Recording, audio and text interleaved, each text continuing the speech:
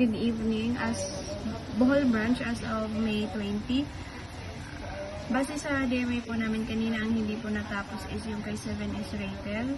Kakadating lang po ng damit niya. Kay Panda Tip. And then Erwin down. Wala pong naka-off sa amin tomorrow.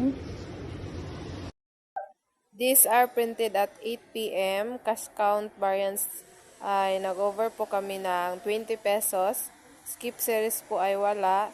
Issued receipt namin is 4 and may unapproved expenses po kami na 2. Yung gift ideas namin. Ito po yung design it yourself namin. Ito po yung hot deals namin. Ito po yung bestseller namin. Ito po yung workwear namin. Ito po yung special polo namin. Ito po yung jackets namin. Ito po yung sublimation namin. Ito po yung jersey uniform namin. Ito po yung power table namin. Ito po yung pending area namin.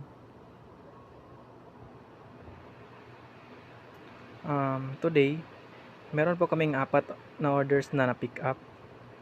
At meron din pong 7 orders na nadagdag. So, as of May 20, 2026, ito yung stock room namin. Ito po yung locker namin. Ito po yung basura namin. Tapos ko na pong itapon. Yung sa embroidery. EVR na embroidery. Ka-press, mag-press, dual press, aircon. Dito po yung nozzle check ng DTF. Maintaining na room temperature namin. So yung saksakan. Yung saksakan ng oven saka yung purifier. So yung ilaw sa loob. Sublimation printer. Sublimation PC. Okay. So sublimation ABR. Malit na dito. Graphics PC. ABR. Amplifier. So as of May 20, 2026. So ito pong exit video ng Bohol.